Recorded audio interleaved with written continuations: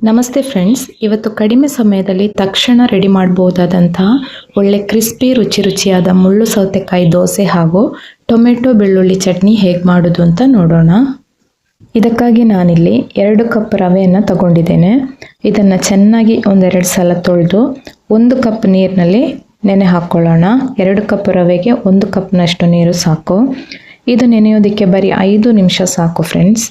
ಬೆಳಗಿನ ಬ್ರೇಕ್ಫಾಸ್ಟಿಗೆ ಅಥವಾ ಸಂಜೆ ತಿಂಡಿಗಾಗಿರ್ಬೋದು ಅಥವಾ ಡಿನ್ನರ್ಗಾಗಿರ್ಬೋದು ಈ ದೋಸೆಯನ್ನು ತಕ್ಷಣ ರೆಡಿ ಮಾಡ್ಕೊಳ್ಬೋದು. ಹಾಗೆ ಒಳ್ಳೆ ರುಚಿನೂ ತುಂಬ ಚೆನ್ನಾಗಿರ್ತದೆ. ಖಂಡಿತ ಫ್ರೆಂಡ್ಸ್, ಇದನ್ನು ಒಂದ್ಸಲ ಟ್ರೈ ಮಾಡಿ ನೋಡಿ. ನಾನಿಲ್ಲಿ ರವೆಯನ್ನು ತೊಳೆದು 1 ಕಪ್ ನೀರು ಹಾಕಿ ನೆನೆಯೋದಕ್ಕೆ ಇಟ್ಟಿದ್ದೀನಿ. ಇಷ್ಟು ನೀರು ಸಾಕು.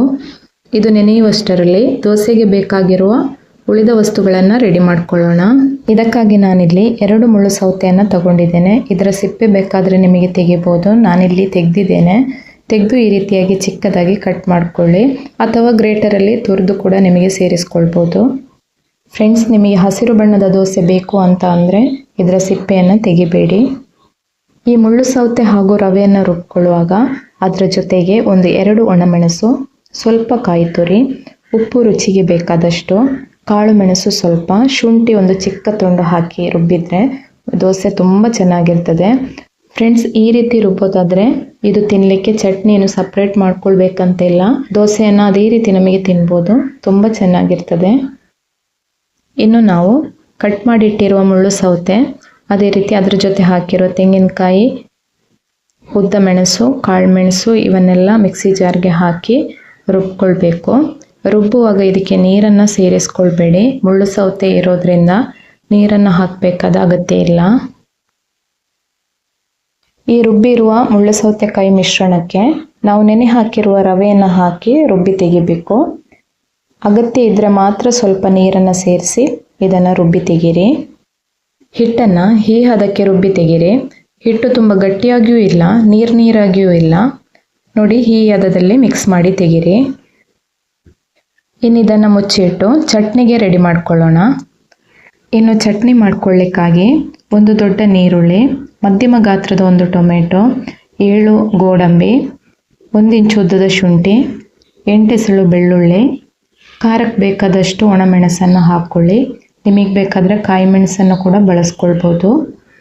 ಇನ್ನೊಂದು ಪ್ಯಾನ್ಗೆ ಎಣ್ಣೆ ಹಾಕಿ ಸ್ವಲ್ಪ ಉದ್ದಿನಬೇಳೆಯನ್ನು ಹಾಕಿ ಫ್ರೈ ಮಾಡ್ಕೊಳ್ಳಿ. ಇನ್ನಿದಕ್ಕೆ ನಾವು ತೆಗೆದಿಟ್ಟಿರುವಂಥ ಸಾಮಗ್ರಿಗಳನ್ನು ಹಾಕಿ ಒಂದು 5 ನಿಮಿಷ ಇದನ್ನು ಬಾಡಿಸ್ಕೊಳ್ಳಿ. ರುಚಿಗೆ ಬೇಕಾದಷ್ಟು ಉಪ್ಪನ್ನು ಸೇರಿಸ್ಕೊಳ್ಳಿ.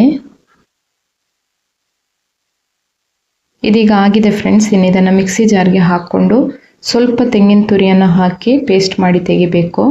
ತೆಂಗಿನ ತುರಿ ಇಲ್ಲ ಅಂದರೆ ಪುಟಾಣಿ ಕಡಲೆ ಅಂದರೆ ಹುರಿಗಡಲೆ ಇದ್ದರೆ ಅದನ್ನು ಕೂಡ ಬಳಸ್ಕೊಳ್ಬೋದು. ಈ ರೀತಿ ಪೇಸ್ಟ್ ಮಾಡಿ ತೆಗೀರಿ. ಇನ್ನು ಇದಕ್ಕೊಂದು ಒಗ್ಗರಣೆಯನ್ನು ಹಾಕ್ಕೊಳ್ಬೇಕು. ಎಣ್ಣೆಯನ್ನು ಬಿಸಿ ಮಾಡಿ ಅದಕ್ಕೆ ಸ್ವಲ್ಪ ಸಾಸಿವೆ ಹಾಗೆ ಒಣಮೆಣಸು, ಸ್ವಲ್ಪ ಒಗ್ಗರಣೆ ಸೊಪ್ಪನ್ನು ಹಾಕಿ ಬಾಡಿಸ್ಕೊಂಡು ಚಟ್ನಿಗೆ ಸೇರಿಸ್ಕೊಳ್ಳಿ. ಅಲ್ಲಿಗೆ ಚಟ್ನಿ ರೆಡಿ ಆಗುತ್ತೆ. ಇನ್ನು ದೋಸೆಯನ್ನು ಮಾಡ್ಕೊಳ್ಳೋಣ. ತವ ಬಿಸಿ ಆದಮೇಲೆ ಹಿಟ್ಟನ್ನು ಹಾಕಿ ಹರಡ್ಕೊಳ್ಳಿ. ದೋಸೆ ಸ್ವಲ್ಪ ಡ್ರೈ ಆದಮೇಲೆ ಇದನ್ನು ಮುಚ್ಚಿ ಇಟ್ಟು 1 ನಿಮಿಷ ಲೋ ಫ್ಲೇಮ್ನಲ್ಲಿ ಬೇಯಿಸ್ಕೊಳ್ಳಿ. 1 ನಿಮಿಷ ಕಳೆದ ಮೇಲೆ ಇದರ ಮೇಲೆ ಸ್ವಲ್ಪ ತುಪ್ಪವನ್ನು ಹಾಕಿ ಪುನಃ 1 ನಿಮಿಷ ಮುಚ್ಚಿಟ್ಟು ಲೋ ಫ್ಲೇಮ್ನಲ್ಲಿ ಬೇಯಿಸ್ಕೊಳ್ಳಿ. ಫ್ರೆಂಡ್ಸ್, ನೀವು ಹಿಟ್ಟನ್ನು ರುಬ್ಕೊಳ್ಳುವಾಗ ಮುಳ್ಳು ಸೌತೆಕಾಯಿ ಹಾಗೂ ತೆಂಗಿನಕಾಯಿಯ ಪ್ರಮಾಣ ಜಾಸ್ತಿ ಆದರೆ ದೋಸೆಯ ಮೇಲ್ಗಡೆ ಈ ರೀತಿ ಕ್ರಿಸ್ಪಿಯಾಗಿ ಬರುವುದಿಲ್ಲ, ಅದು ಸಾಫ್ಟ್ ಆಗಿರ್ತದೆ.